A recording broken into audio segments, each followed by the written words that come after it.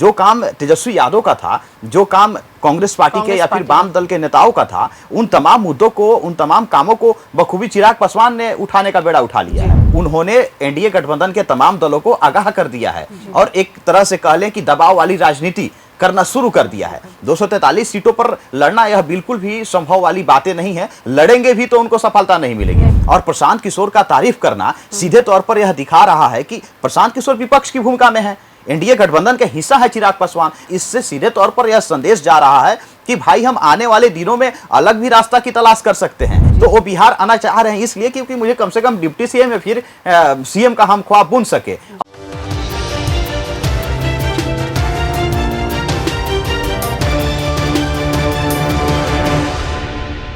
आदाब, नमस्कार, मैं हूं अजरा और आप देख रहे हैं मंथन टुडे। आपको बता दें कि इस बार विधानसभा चुनाव का इलेक्शन होने वाला है और बिहार में बहुत कुछ देखने को मिल रहा है।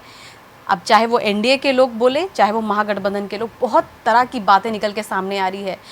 विपक्ष हमेशा, मतलब महागठबंधन हमेशा कह रहा है कि एनडीए में सब कुछ ठीक नहीं है, लेकिन एनडीए का कहना है साफ तौर से कि हमारे बीच में सब कुछ ठीक है, हमारे बीच में किसी तरह का कोई दिक्कत नहीं है। लेकिन इन्हीं सब बीच में आप देखिए कि चिराग पासवान बहुत बार कहते हुए नजर आ रहे हैं कि बिहार अब सेफ नहीं है, बिहार में अपराध बढ़ गया है।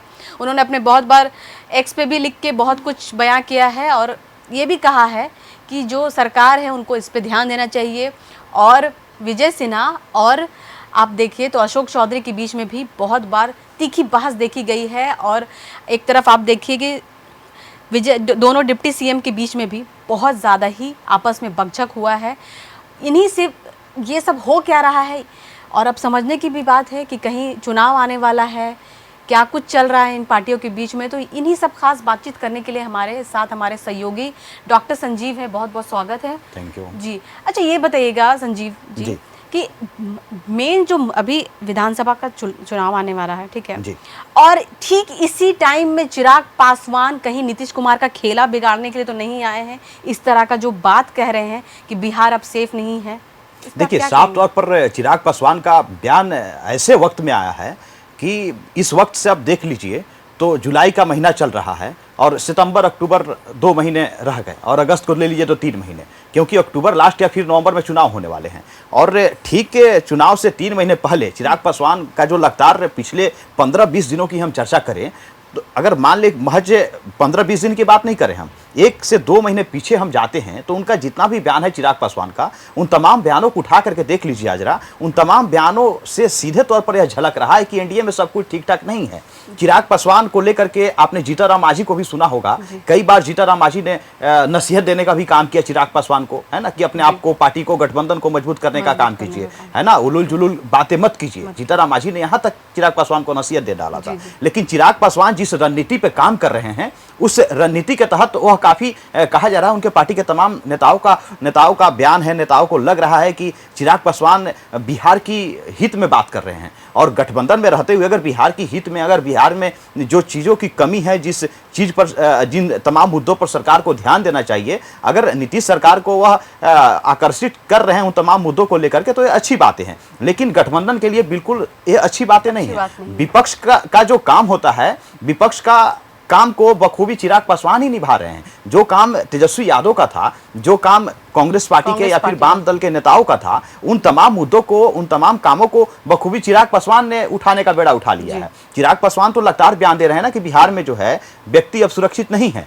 बिहार की जो आम जनता है वो इस सरकार से थक चुकी है। चिराग पासवान को तो यहाँ तक बयान आ गया कि मतलब कि हमें शर्म महसूस हो रही है कि इस सरकार को हमने समर्थन दे रखा है। तो इन तमाम बयानों से यह अंदाजा लगाया जा सकता है कि एनडीए में सब कुछ ठीक ठाक नहीं है और चिराग पासवान एक खास रणनीति के तहत इन तमाम तरह के बयान से जो बिहार की राजनीति है उसको कहीं ना कहीं गरमाने की कोशिश कर रहे हैं।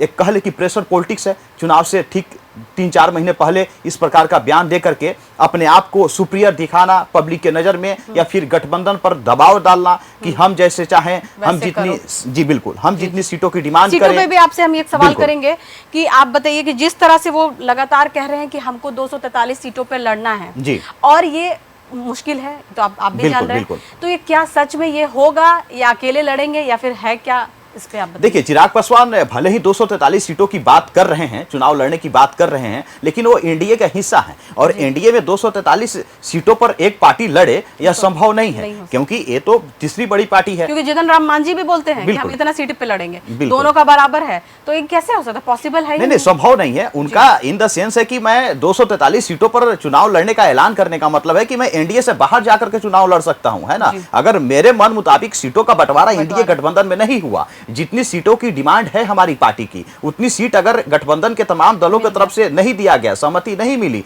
तो हम 243 सीटों पर लड़ने के लिए स्वतंत्र हैं। उन्होंने एनडीए गठबंधन के तमाम दलों को आगाह कर दिया है और एक तरह से कह लें कि दबाव वाली राजनीति करना शुरू कर दिया है। 243 सीटों पर लड़ना यह बिल्कुल भी संभव वाली बातें नहीं है। लड़ेंगे भी तो उनको सफलता नहीं मिलेगी। 2020 के चुनाव को आप याद कीजिए, यही हाल रहा ना कि 2019 में गठबंधन के साथ, एनडीए के साथ उन्होंने चुनाव लड़ने का काम किया, लेकिन 2020 का जो विधानसभा चुनाव था, अकेले उन्होंने चुनाव लड़ने की बिगुल फूंक दी। उसमें क्या हुआ? 137 सीटों पर चिराग पासवान ने 2020 के विधानसभा चुनाव में उम्मीदवार देने का काम किया और सारे उम्मीदवार किसके खिलाफ थे? नीतीश कुमार के पार्टी जनता दल यूनाइटेड के खिलाफ उन्होंने उम्मीदवार दिया। नीतीश कुमार तो भले ही डैमेज हो गए, लेकिन चिराग पासवान को महज 1 सीटों पर सफलता मिली। 137 सीट पर चिराग पासवान ने लड़ा, काफी मेहनत किया और सिर्फ 1 सीट पर उनको जीत मिली, और वो भी विधायक जाकर के बाद में नीतीश कुमार के पार्टी जेडीयू में शामिल हो गए। नीतीश कुमार ने उनको अपने पार्टी में शामिल करा लिया। तो चिराग पासवान के पास तो एक भी विधायक नहीं है। फिलहाल की स्थिति ऐसी है कि चिराग पासवान के पास विधानमंडल की बात करें तो एक भी सदस्य नहीं है। तो इस प्रकार की बातें करना सीधे तौर पर दिखा रहा है कि सीट बंटवारे से पहले एक बड़ी खेल खेलने की कोशिश में चिराग पासवान जुटे हुए हैं। आज जी, अच्छा, वो प्रशांत किशोर की बहुत ज्यादा प्रशंसा कर रहे हैं, क्या लग रहा है कि कुछ होने वाला है या उसकी पार्टी में ज्वाइन करेंगे? क्योंकि कभी प्रशांत किशोर उनकी तारीफ नहीं करते हैं, लेकिन चिराग पासवान अगर प्रशांत किशोर की तारीफ कर रहे हैं तो इस पर आपको क्या लग रहा है? देखिए, चिराग पासवान, हमने कहा ना कि वो दबाव की राजनीति करना शुरू उन्होंने कर दिया है, और प्रशांत किशोर का तारीफ करना सीधे तौर पर यह दिखा रहा है कि प्रशांत किशोर विपक्ष की भूमिका में है। एनडीए गठबंधन के हिस्सा है चिराग पासवान, तो एनडीए के तमाम नेताओं के मुंह से विपक्षी नेताओं की तारीफ करना, इससे सीधे तौर पर यह संदेश जा रहा है कि भाई हम आने वाले दिनों में अलग भी रास्ता की तलाश कर सकते हैं। लगातार तीसरे मोर्चे की बात हो रही है, लगातार अलग गठबंधन की बात हो रही है। प्रशांत किशोर ने तो बयान दिया था, अगर मन मुताबिक अगर कोई दल, अगर कोई व्यक्ति बेसिस मिलता है तो हम गठबंधन में जा सकते हैं। हालांकि प्रशांत किशोर के पार्टी के तमाम नेताओं का इस प्रकार का बयान था, लेकिन प्रशांत किशोर ने फिर कहा नहीं, हम 243 सीटों पर लड़ेंगे। लेकिन बिहार की राजनीति हो या फिर अन्य दूसरे राज्यों की हम बात कर लेंगे, उत्तर प्रदेश, पश्चिम बंगाल, किसी भी राज्य की बात कर लीजिए, तो कोई भी पार्टी चाहती है कि हम गठबंधन में चुनाव लड़े, ताकि हमारी पार्टी के साथ साथ जो गठबंधन में जो दल आएंगे उससे एक मजबूती प्राप्त होगी और अधिक से अधिक वोट बैंकों को हम समेट पाएंगे अपने गठबंधन में। तो हर पार्टी, हर नेता की कोशिश रहती है।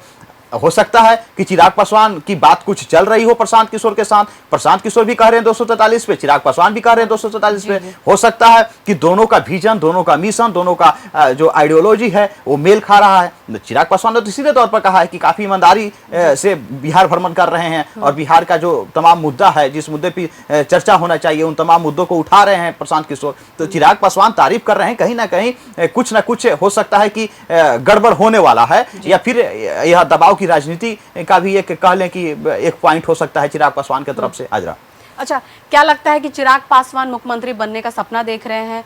क्योंकि आप इसी में बताइए, क्योंकि वो बार बार बोल रहे हैं कि बिहार मुझे बुला रहा है, मुझे जाना है बिहार। बिल्कुल, साफ तौर पर चिराग पासवान का तो लगभग 20-25 दिन पहले का ही ये बयान है। खुले मन से उन्होंने कहा कि बिहार ने मुझे बुलाया है। पटना एयरपोर्ट पर भी कई बार उन्होंने बयान दे दिया है कि हाँ, मैं विधानसभा चुनाव विपक्ष उनका मजाक भी उड़ाती है इस लाइन पे, बिहार मुझे बुला रहा है, इस तरह से हमेशा आता रहता है। बिल्कुल बिल्कुल। तो जब कुछ अपराध होता है तो वो भी विपक्ष बोलते हैं कि कहाँ है भाई आप, बिहार आपको बुला रहा है, इस तरह से बोला जा रहा है बार बार। बिल्कुल, साफ तौर पर चिराग पासवान का इस बयान से कई सारे मतलब कि पॉइंट्स आउट किया जा सकता है, बाहर निकाला जा सकता है कि उनके बयान के आखिरकार मायने क्या हैं। मायने सीधे तौर पर दिख रहा है कि अपने आप को वो ख्वाब बुन रहे हैं, सपना बुन रहे हैं कि हम आने वाले दिनों में बिहार का एक सीएम फेस हो सकते हैं। यही कारण रहा है कि उन्होंने सीधे तौर पर ऐलान कर दिया कि हाँ, पार्टी चाहेगी, हमारे समर्थक चाहेंगे तो मैं विधानसभा चुनाव लड़ूंगा। यानी कि विधानसभा चुनाव लड़ेंगे तो केंद्रीय मंत्रिमंडल से इस्तीफा उनको देना पड़ेगा, केंद्र की राजनीति छोड़नी पड़ेगी। वो तो कह रहे हैं कि बिहार मुझे बुला रहा है, यानी कि वो बिहार की राजनीति करना चाहते हैं, और बिहार की राजनीति करना चाहते हैं तो बिहार में मंत्री तो बनेंगे नहीं। या तो डिप्टी सीएम या फिर सीएम की उनकी डिमांड होगी, क्योंकि केंद्रीय मंत्रिमंडल की पद छोड़ करके और सांसद का एक पद छोड़ करके वहां से इस्तीफा दे करके बिहार का एक विधायक और बिहार का एक नॉर्मल सा मंत्री, दोनों के प्रोटोकॉल और दोनों के सुख सुविधाओं में काफी अंतर होता है, दोनों की शक्ति में काफी अंतर होती है ना।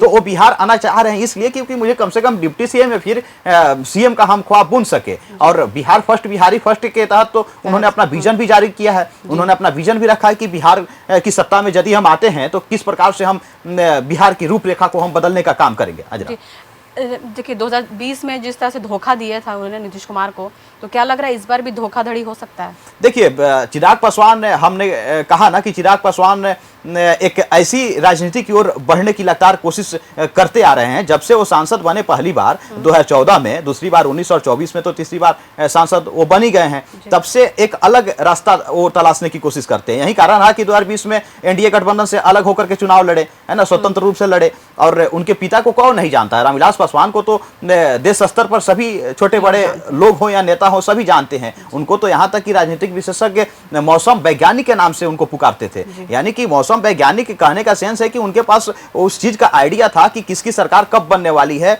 किस गठबंधन के साथ हम जाएंगे तो हमारे और हमारे पार्टी के हित में फायदा होने वाला है। उन्हीं के लड़के हैं चिराग पासवान। तो चिराग पासवान को बखूबी ये चीजें विरासत में मिली हुई है। उनको पता है कि हाँ, शुरुआती दिनों में संघर्ष तो हो सकती है, लेकिन अगर शीर्ष पदों पर जाना है, सीएम की कुर्सी तक जाना है, तो थोड़ा सा रिस्क खेलना होगा। हो सकता है 2020 के जैसा 2025 में भी, क्योंकि 19 में भी तो गठबंधन में चुनाव लड़े थे, 20 में उन्होंने एनडीए के साथ छोड़ दिया। हो सकता है 24 में एनडीए गठबंधन में साथ लड़े हैं, 25 में हो सकता है स्वतंत्र रूप से लड़ लें, क्योंकि उनको अधिक सीटें चाहिए। अधिक सीटें नहीं देगी तो चिराग पासवान हो सकता है ऐसा फैसला ले सकते हैं। हाँ, तो ये एक आखिरी सवाल जो अभी आप बोल ही रहे हैं कि यदि अगर चिराग पासवान अलग चुनाव लड़ते हैं तो इसका भरपाई एनडीए को करना पड़ेगा, किस तरह से नुकसान होगा एनडीए का? देखिए, सीधे तौर पर जो पासवान समाज के जो लोग हैं लगभग 5% से अधिक है, यानी 5.70 के आसपास जो जाति के जनगणना का जो रिपोर्ट आया उसमें पासवान समाज यानी दूसरा समाज से आने वाले लोगों को ही पासवान कहा जाता है ना। तो उनकी आबादी है और सिर्फ पासवान समाज के लोग ही चिराग पासवान के साथ नहीं है, बल्कि स्वर्ण समाज के भी लोग हैं उनके साथ, पिछड़ा अति पिछड़े समाज के लोग भी चिराग पासवान के साथ हैं। और चिराग पासवान को जो बिहार के तमाम युवा पसंद करते हैं वो सिर्फ एक पासवान समाज से नहीं है। तो यही एक इंटरनल पावर है चिराग पासवान के साथ जो चिराग पासवान को मजबूत बनाता है, चिराग पासवान को एक मतलब कि कॉन्फिडेंस में लाने को यह बेबस कर देता है। कई बार मीडिया के बहुत सारे सवालों पे भी उनसे हुआ कि वो टीका लगाते हैं, हाथ में बहुत सारा बैंड पहनते हैं, तो कई मीडिया वालों ने उनसे सवाल भी किया था कि आप इस तरह से क्यों करते हैं, आखिर क्या है, आप बीजेपी में है या कुछ इस तरह सवाल किया। तो उन्होंने साफ तौर से ये भी कहा था कि आप टीका और इसको छोड़ के आप राजनीति के काम पे बात कीजिए, फोकस पे बात कीजिए, गोल पे बात कीजिए। तो वो लोगों के सामने ये भी दिखाते हैं कि हम धर्म जात ये सबसे अलग हट करके हैं। बिल्कुल वही चीजें तो प्रशांत किशोर की भी है ना, धर्म और जाति से ऊपर उठ करके लगातार बातचीत कर रहे हैं, प्रशांत किशोर हो या फिर चिराग पासवान हो। और चिराग पासवान तो खुले मन से कहते हैं, है ना, कि जाति और धर्म से उठ करके मुझे काम करना है, जिसका विजन उन्होंने लॉन्च भी कर दिया था, बिहार फर्स्ट बिहारी फर्स्ट, क्योंकि बिहारियों के लिए हमें काम करना है। बिहार में जो मूलभूत सुविधाएं होनी चाहिए आम जनता के लिए, शिक्षा की बात की जाए, रोजगार की बात की जाए, है ना, या फिर रोजगार में हमेशा पलायन को लेकर के सरकार, बिहार सरकार, नीतीश सरकार घिरती आ रही है, उन तमाम चीजों को लेकर के लगातार वो मुखर रहे हैं चिराग पासवान। और यही कारण रहा है कि चिराग पासवान लगातार नीतीश सरकार को फिलहाल भी घेर रहे हैं। बिहार में जिस तरीके से लगातार अपराध की घटनाएं आपको देखने को मिल रहा है, सप्ताह में शायद कोई ऐसा दिन होता होगा कि बिहार में मर्डर की घटनाएं सामने नहीं आती होगी। गांव देहात और दूसरे जिला की बात छोड़िए, राजधानी में रहने वाले लोग खुद ब खुद सुरक्षित नहीं है। सच्चाई यही है और इसी सच्चाई को चिराग पासवान मुखर होकर के रख रहे हैं। भले ही उसका पॉलिटिकल एंगल अलग अलग लोग दे रहे हैं और देना भी चाहिए, क्योंकि गठबंधन का हिस्सा है, तो जो चीजें हो रही है शायद या तो उस पर उनका चुप्पी सही रहता, या फिर बोलते भी तो सरकार के बचाव में बोल सकते थे कि हमारी प्रशासन, हमारी सरकार काम कर रही है ना। लेकिन इस प्रकार का बयान उनका नहीं रहता है। लगातार पिछले 2 महीने का बयान उठा करके देख लीजिए, 2 महीनों से लगातार वो सरकार के ठीक विपरीत, यानी कि जो विपक्ष का काम होना चाहिए उस भूमिका में चिराग पासवान दिख रहे हैं। तो यह तो दिख रहा है कि चिराग पासवान कहीं ना कहीं एक बड़ा गेम प्लान कर रहे हैं और उससे हो सकता है गेम प्लान में सफल भी हो जाए चिराग पासवान, है ना। हो सकता है प्रशांत किशोर के साथ गठबंधन में आ जाए तो बिहार में एक दूसरा कह ले कि एक तीसरा लगातार बातचीत चल रही है कि एक तीसरा विकल्प मिलना चाहिए बिहार की जनता को। हो सकता है तीसरा विकल्प मिल जाए और चिराग पासवान जिस तरफ जाएंगे उस तरफ पासवान समाज जाएगा, क्योंकि पासवान समाज का जो वोट बैंक है वो टूटने वाला नहीं है। सभी समाज का वोट बैंक टूट सकता है बिहार की राजनीति में कहा जाता है, लेकिन यादव और पासवान समाज ऐसा है जो अपने लीडर के साथ मुखर होकर के खड़ा रहता है। यादव समाज लालू यादव के साथ है, तेजस्वी के साथ है, और पासवान समाज चिराग पासवान के साथ है, क्योंकि रामविलास पासवान के साथ हमेशा से पासवान समाज का समर्थन मिलते आ रहा है। अब वो चीजें उनके लड़का रामविलास पासवान के लड़के चिराग पासवान के साथ मिलते आ रहा है। यही वोट बैंक है, जिस वोट बैंक के सहारे चिराग पासवान लगातार मुखर होकर के अपनी बात रख रहे हैं, क्योंकि उनको पता है कि हमारी जो शक्ति है, हमारी जो वोट बैंक है, वो हमारे साथ है। अजरा जी जी, बहुत बहुत शुक्रिया आपका संजीव जी। धन्यवाद। तो आपने सुना कि डॉक्टर संजीव हमारे सहयोगी कितनी बारीकी से पूरा चिराग पासवान के बारे में उन्होंने साफ तौर से बताया कि चिराग पासवान या तो एनडीए के साथ रहेंगे या फिर अपनी पार्टी से किसी और पार्टी के साथ गठबंधन भी कर सकते हैं, चाहे वो प्रशांत किशोर हो, चाहे वो कोई भी हो। और उन्होंने साफ ये भी कहा है कि ये ठीक इलेक्शन से पहले इस तरह का गेम किया जा रहा है चिराग पासवान की तरह, क्योंकि वो बहुत ही बड़े राजनीतिक खिलाड़ी हैं और मौसम विज्ञान भी उनको कहा जाता है। फिलहाल के लिए इतना ही। देश और विदेश की ताज़ा खबरों को देखने के लिए देखते रहिए मंथन टुडे। शुक्रिया।